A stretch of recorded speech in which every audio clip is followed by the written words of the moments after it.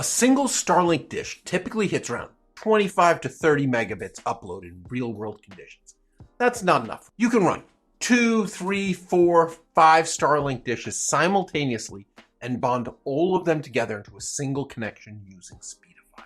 Each dish adds bandwidth. Each dish adds redundancy, and the Starlink Control Center in Speedify shows you exactly how to orient them. So covering different parts of the sky, not duplicating each other. 3 dishes bonded with Speedify means well over twice the upload bandwidth. If you're in a situation where one dish isn't enough, this is the setup. Here I'm bonding 5, and if any one dish drops, the others pick up instantly with no interruption.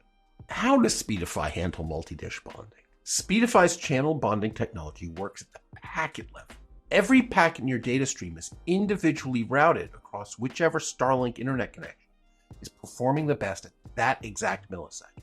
That's completely different from how normal routers handle multiple connections. A regular internet router just picks one internet connection and uses it the whole time.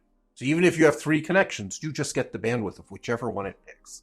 And it's not normally very smart about which one it picks. There are load balancing routers, which will use multiple connections.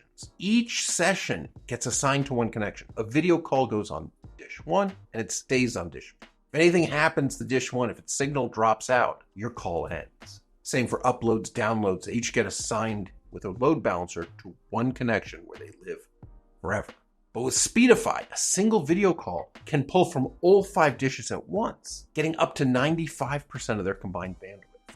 The cleanest setup for 3 or more Starlink dishes is to combine them at the router level. Speedify runs on OpenWrt, GL.iNET, Miri routers. Connect all your Starlink dishes to the router via Ethernet, and every device on your network gets the bonded Starlink internet automatically. On the Miri, there's 4 Ethernet ports. You can connect 3 of them to Starlinks, and then 1 off to your client device or your network switch to get lots of clients on there. Alternatively, on Windows or Mac, connect each dish via Ethernet or separate Wi-Fi adapters. Open Speedify, and it detects all the Starlink internet connections and bonds them. Here's where it gets interesting when you have a bunch of dishes. From the settings menu, open Starlink Control. And here, you'll see all sorts of interesting things about your Starlinks. You'll see a little summary card for each one of your dishes with the stats coming directly off the Starlink dish's gRPC service. So you can see the latency, the percentage of the sky that's obstructed, how long the dish has been running since it last rebooted. You'll see the Starlink connectivity graph, which shows you the last 15 minutes for all of your dishes. Have they actually been connected, or have they had some sort of problem? For any of your dishes that have been up and running for hours, you will then get an obstruction map showing you which parts of the sky are good, green, and which parts are blocked, dark gray or red. And then finally, you get this Starlink dish orientation section. This shows all of your dishes on a compass. The line points off in the direction that the dish is facing, and the length of the line tells you how tilted your dish is. So here you can see my 5 dishes are pointed more or less in every direction, giving me great coverage of the sky. But if you want to know much more, if you want to adjust one of the dishes, you can click on it, and it takes you to the Starlink dish alignment screen.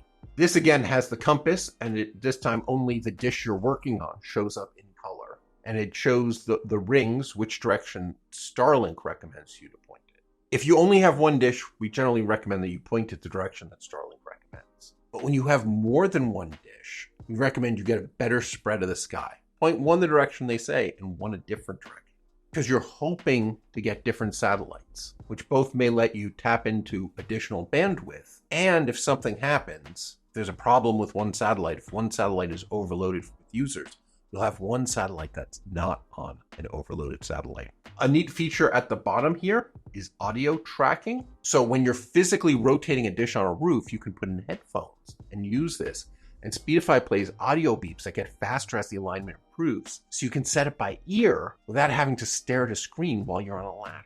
If you go back from here, you can see the adapter screen for this Starlink. You can set the priority, which is how much Speedify should use it by default. It tries to use Starlinks a lot. It will automatically make them primary unless they're overheating, unless you've hit your data cap and have been dropped to a lower speed, and then Speedify will automatically drop it to lower levels where it'll use it less. If for some reason you want it to use your Starlink less than all the time, you can choose secondary or backup yourself. Also on the screen is the Starlink stats. This is all of the stats available in the Starlink API for your dish. Information about the way it's directed, about your service plan, about the hardware, what software is on it. It also shows any alerts. This dish has an alert, thermal dish throttle. It has gotten too hot and it's slowing down.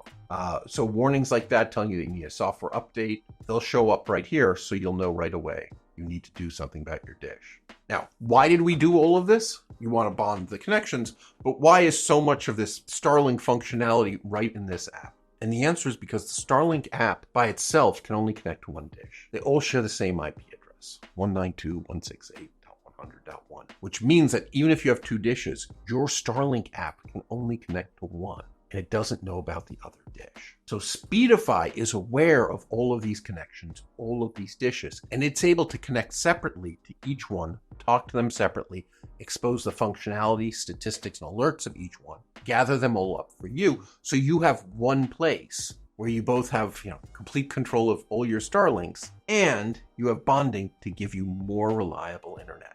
Setup diagrams and step-by-step guides are in the link in the description. Get started with Speedify at speedify.com.